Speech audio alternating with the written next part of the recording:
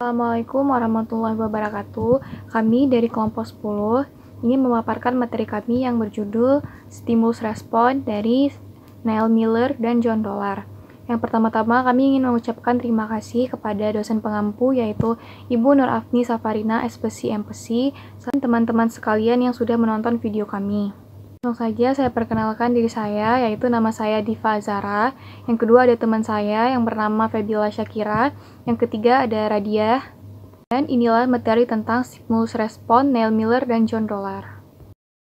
Neil Miller lahir di Milwaukee pada tahun 1909. Beliau dikenal sebagai bapak eksperimen. Ayahnya merupakan seorang psikolog pendidikan. Miller mendapatkan gelar sarjana RS dan University pada tahun 1931, meraih gelar Master MA dan Stans pada University tahun 1932, dan gelar Dr. PhD dalam psikologi di Yale University mulai tahun 1932 sampai 1935 sebagai asisten pada bidang psikologi pada Institute of Human Relations. Dan pada tahun 1935 sampai 1936 menerima beasiswa Daniel Scott-Neal buat mengikuti pendidikan pada Winans. Beliau wafat pada 22 Maret 2002. John Dollar lahir di Manasha pada tanggal 29 Agustus tahun 1900. Ayah seorang insinyur perkereta-apian mangkat pada waktu usia John masih sangat muda. John Dollar mendapatkan gelar sarjana muda BA berasal University di tahun 1922 serta berturut-turut meraih gelar Master MA dan Dr. PhD pada bidang sosiologi pada University of Chicago. Ia sempat belajar psikoanalisis di Berlin Institute serta menjadi anggota Western England. Pada tahun 1932, ia mengajar antropologi, psikologi, dan sosiologi di Yale University, lalu menjadi ketua bidang kajian antropologi di Institute of Human Relations pada tahun 1948, menjadi profesor dalam bidang psikologi. Akhirnya setelah banyak melakukan penelitian dan belajar, John Dollar wafat pada tahun 1980. Struktur kepribadian. Kebiasaan atau habit adalah satu-satunya elemen dalam teori Dollar dan Miller yang memiliki sifat struktural. Habit adalah ikatan atau asosiasi antara stimulus dengan respon yang relatif stabil dan bertahan lama dalam kepribadian. Dollar dan Miller lebih memusatkan bahasanya mengenai proses belajar dan mereka menganggap penting kelompok habit dalam bentuk stimulus verbal, kata-kata, dan respon yang umumnya juga berbentuk verbal. Dinamika kepribadian. Yang pertama, motivasi dorongan. Dollar serta Miller sangat memusatkan perhatiannya di motif-motif penting mirip kecemasan atau dorongan. Dalam menganalisis perkembangan dan elaborasi kecemasan inilah Dollar serta Miller berusaha mendeskripsikan proses umum yang mungkin berlaku buat semua motivasi pada kehidupan manusia.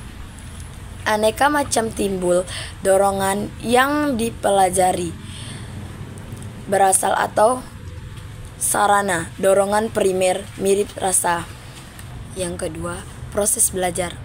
Di sini ada 4 komponen utama belajar, yakni driver, cue, response, dan reinforcement. Driver adalah stimulus dari dalam diri organisme yang mendorong terjadinya kegiatan. Yang B, cue atau stimulus yang memberi petunjuk. Perlunya dilakukan respon yang sesungguhnya. C. Response adalah aktivitas yang dilakukan seseorang. D. Ray von Kemert, agar bekerjanya terjadi harus ada response atau hadiah. Dinamika kepribadian. Yang ketiga, ada proses mental yang lebih tinggi.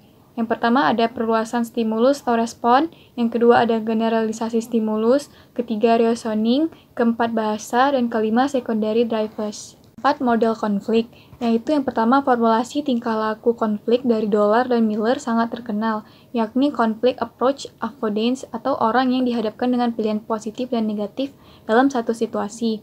Yang kedua ada avoidance atau avoidance, yaitu orang yang dihadapkan dengan dua pilihan sama-sama negatif. Yang ketiga ada approach atau orang yang dihadapkan dengan pilihan yang sama-sama positif. Ketiga bentuk konflik itu mengikuti 5 asumsi dasar mengenai tingkah laku konflik, yaitu A. Kecenderungan mendekat, B. Kecenderungan menghindar, C. Peningkatan avoidance lebih besar dibanding approach, D. Meningkatnya dorongan atau motivasi, E. Manakala ada dua respon bersaing yang lebih kuat akan terjadi. 5. Ketidaksadaran. Dollar dan Miller memandang penting faktor ketidaksadaran. Faktor ketidaksadaran ini berbeda dengan Freud. Mereka membagikan ketidaksadaran ini menjadi dua. Yang pertama, ketidaksadaran berisi hal-hal yang tidak pernah disadari, seperti stimuli, drive, dan respon verbal. Kedua, berisi apa yang pernah disadari, tetapi tidak bertahan akan menjadi tidak disadari karena adanya resepsi. Kesadaran verbal sangat penting karena label verbal sangat esensial dalam proses belajar. Perkembangan kepribadian. Perangkat inner respon sederhana dan primer proses. A. Respek spesifik, B. Respon bawaan, C. Dorongan primer. 2. Konteks sosial. Konteks sosial, kemanapun memakai bahasa dan respon isyarat, sangat dipengaruhi oleh konteks sosial, di mana orang itu berkembang. Miller dan Dollar yakin bahwa tingkah laku orang dipengaruhi oleh masyarakatnya. 3. Situasi pembelajaran. Dollar dan Miller menganggap 12 tahun kehidupan awal sangat penting dalam menentukan tingkah laku dewasa.